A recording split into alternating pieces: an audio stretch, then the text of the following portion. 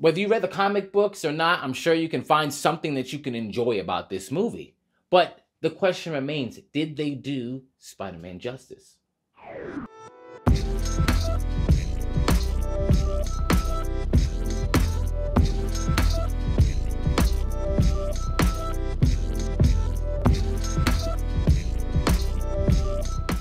Hey, what's up, nerd fam? This is your boy Gashan. I want to welcome you to Enter the Nerd. Today, we talk about Spider-Man No Way Home. Now, the movie just came out, last week. I saw it in the weekend on Saturday.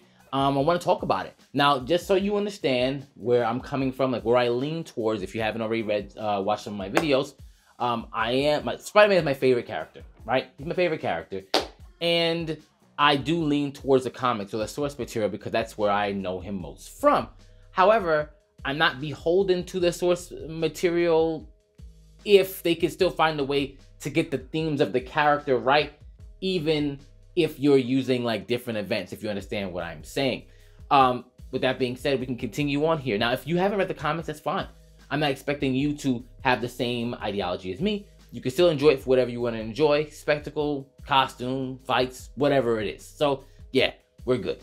So I want to start off because yes, there were some things that I had issues with here, but I want to start off with some of the positives, which are kind of intrinsically with some of the negatives, but let's just get to it. Number one, and yes, there's going to be some spoilers here if you haven't watched the movie, so don't watch this video if you don't want spoilers. Now, what do they do right? Obviously, in terms of spectacle, MCU always makes very good-looking movies, right? Obviously, it's entertaining in terms of banter, if you like the type of comedy type of feel they like to put in there, of course. Those are kind of like the things that you would come to expect about an MCU movie. And it's like, it is what it is, right? Now, here's what stuck out to me the most about this. They tried their best to kind of set up the future of Spider-Man, maybe, possibly, as a Spider-Man that can just rely on himself. Now, obviously, if you've watched the movie, you know the spell that they cast, in the beginning and the end, about, people forgetting that Peter Parker is Spider-Man. And I think obviously the main purpose of that is to make sure that he doesn't, have the mentor syndrome anymore. And he can move on and have some adventures that maybe just focus solely on him. Even him having that suit that wasn't Tony Stark related was something that's very important. He even shed that, which is very, very important in terms of, comic book lore, because obviously that's not a thing in the comic books for Tony Stark to have built him, like his first suit. I mean, obviously later on the Iron Spider suit is a thing. But initially, like, he's not that mentor figure, right? And they try their best to fix a lot of things about the character, albeit they kind of they're kind of hinting at him being an amalgamation of Tobey Maguire's Spider-Man and Andrew Garfield's Spider-Man, which obviously, yes, this film has tons of nostalgia bait if you like those movies, and that's cool. For those fans who just wanted to see them on screen and cheer when you saw them, that's excellent for you. Like, that was nice to see, and it touched back to obviously some of my childhood stuff when it came to Tobey Maguire's Spider-Man. That's cool. I got that part. That was the first time we really got a chance to see a really cool live action Spider-Man, so that was cool to have. However, I have to look at what they do with the character. I get what they were trying to do. They were, trying to get him to understand like loss with the whole Aunt May thing. And there's a problem I have with that because once again, they kind of shit on Uncle Ben because that means he doesn't matter. He's not that person. Cause they try to put the Uncle Ben stuff on Aunt May, and it was a bit forced because they had to make her this person with all these moral values and like she's helping out in the soup kitchen all of a sudden, and the great, the responsibility line is on her now, and then obviously she dies. And the important part is they tried to get him to deal with loss, which is an important thing when it comes to Spider-Man lore. He's always losing people, and they show that with the other two Spider-Man. Like this is a theme among Spider-Man. Got you, I understand, but it was just kind of strange, especially because the other two, well, specifically for Spider-Man in the comics, when it comes to Uncle Ben, it's his fault that Uncle Ben died. He lets the burglar get away. In this is not really his fault. It really was Aunt May's idea to help them. He wasn't trying to help the villains. She wanted to help them for some godforsaken reason. I don't know why. She's like, we have to help. You don't even know who they are. These could be really, really shitty people. They don't deserve to die. They just might.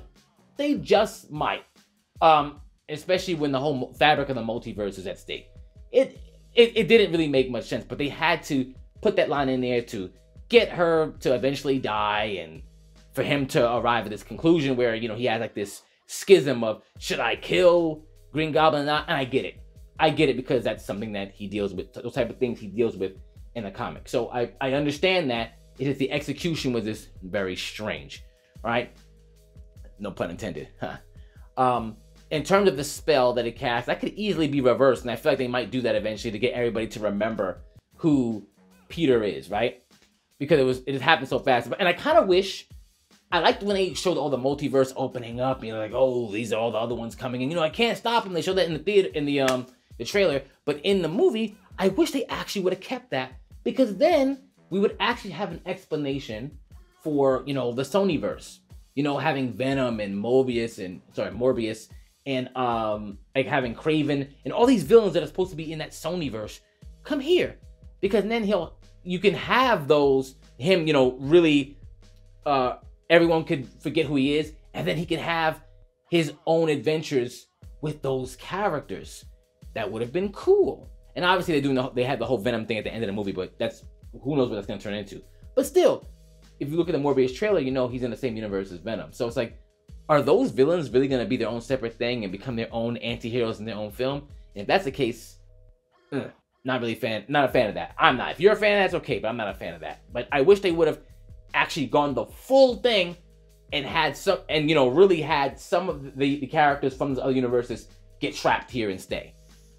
But in the last thing I'll say about that, like you know, about the positive, about them trying their best to get him away from the mentor stuff and get him as a Spider-Man that can stand on their own, is it's still 50%, because at the end of the day, he still remembers everything. So he is still, like, his formative Spider-Man years are still, with the whole Tony Stark thing and all that, he's still intrinsically not the same type of Spider-Man, which that's one I prefer. If you don't prefer that, I get it. But for me, I prefer the more source material based one. But obviously, with, you know, they showing Betty Brant and all these people who he's gonna eventually be in like a relationship with from the Daily Bugle, because now that this guy doesn't know that Peter Parker's Spider-Man, he can go work for him, and there's so many other storylines that can happen much more now. So I am happy about those things. Now, admittedly, while that was a mixed bag of positive and negative, there were some things that, once again, like, even the negative is also kind of intrinsically connected to the positive as well. Like, for example, the whole spider sense thing. I went to go see this with my boy Taylor. My boy Taylor said right in the beginning of the movie, he's gonna need his spider sense in this film because all these villains are coming, he's gonna need it. And lo and behold, his spider sense was on steroids in its film, as it should be. And, you know, the whole spider tingle where he could barely tell if anything. No. This was a real spider sense. But what's up to, you know, in my head about that was, I was like, so conveniently now they have it, but then like they ruin it for like the other films. It was weird, but I'm glad it at least was here. I'm glad they didn't just have him get his ass whipped for nothing. A lot of people were kind of upset about the Green Goblin thing, but Green Goblin does actually have a degree of super strength. He does. Is he as strong as Spider-Man?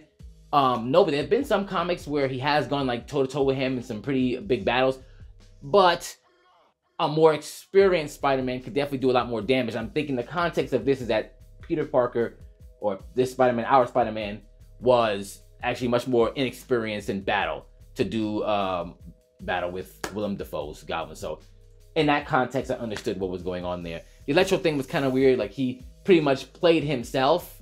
Like, Jamie Foxx pretty much played himself, right? He didn't really play the Electro that we know. And we're trying to believe that the transformation of energy made him this smoother, whatever.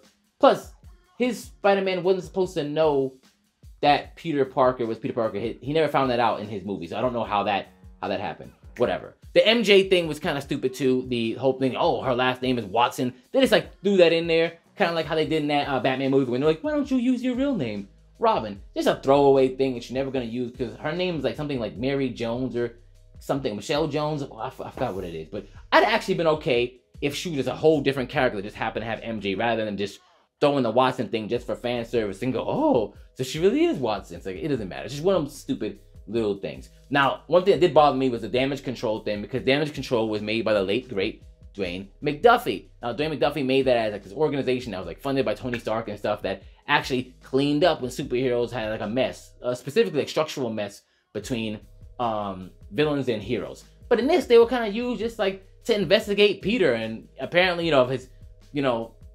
illegal vigilanteism, which is not what it is. So they kind of got like made very, very small, and they were pretty much just made into like a police force, or almost like a superhero FBI, which doesn't really make much sense, especially for where it comes from. So I didn't like the bastardization of that. Yeah, not at all. Right in the beginning, also they had like a notable Matt Murdock sighting, right, which I'll get into in another video where we talk about like the whole Netflix people returning and what does that mean. It was cool to see, especially because, you know, Daredevil and Spider-Man do have an interesting relationship, and so do some other people like Jessica Jones, which I thought she might have, she was rumored to have come into this film. I'm kind of glad they didn't stuff it with everything. I'm really glad Miles Morales didn't come, because that would just been overload, especially when I'm not really fond of that character, but it would have just been too much all in one film. And it was funny, the little nod that they did, like Jamie Foxx, like there has to be a black Spider-Man somewhere, as if that matters. It doesn't really. Know, some people was like, we gotta have it. It's like, it doesn't matter. There's so many other like original black heroes I would have liked to pop up that could have popped up in a movie like this, but you know, silly me, right? But overall, I will say that this movie was entertaining. I had a good time watching it. Is this Spider-Man, is it possible that he moves several steps closer to being something that resembles more source material that I like? Yes, absolutely. And they did some really cool stuff at the end that could do that. However, the seeds of him are still rooted in the early parts of the MCU, because they can't actually, because remember, even though everybody else forgot that he's Spider-Man, it didn't change reality and make these other things not happen. No, like, he's still that guy. And that guy intrinsically isn't the Peter Parker that I'm used to. However, it doesn't have to be 100%, but I'm interested to see if they're really going to have Spider-Man have movies where he just focuses on his own rogue gallery and grows through those villains that he is encountering, because that's something that I really want. If they can do that, if they can stick that, and I think that means Sony really like writing and taking the stuff that they have to, I'd be okay with that. But if he keeps getting used as a MCU centerpiece, which I'm hoping that's why they kind of cut him off from it in this, because now Doctor Strange doesn't even know who he is, that would be kind of cool. And I want to see if they're going to do it. I'm willing, even though I probably shouldn't give them a chance because they've been giving me their ass to kiss for a while in the MCU. I'm willing to try and give them a shot here and see where it goes. Next couple movies will tell me everything I need to know about what they're going to do with my favorite superhero, right? But like I said, I had a good time watching it. Yes, this was really nostalgia bait. They really were going after the people that did this. But the extra stuff they did, it just made me think that maybe they were listening to some of the criticism that people like myself and others had about his character. Because as weird as the execution was, they're trying to get him to move away from that stuff. And, you know, him even not telling Mary Jane who he was and him just moving on. It's like he's trying to separate. And maybe the next time we can see him with some villains and stuff like that, and he has to just grow. You know what I mean? Like, maybe we'll see like a Felicia Hardy, and we'll see all this stuff. We'll see like a whole him and Black Cat, and we'll maybe, you know what I mean? You know what I mean? I'm hoping. A boy could hope. But I'm obviously being, you know, I'm optimistic, and I'm also ready for disappointment if they decide not to do that. Let me know. Did you think this was amazing? Was this the best MCU film ever? For me, it's not. Winter Soldier is still my favorite film. However, this was still entertaining. It was still entertaining. I had my gripes with certain things that they did. You know what I mean? I won't lie, I had certain gripes. But we'll see. I'm willing to see what they do after this. Yeah. Let me know. And to the nerd.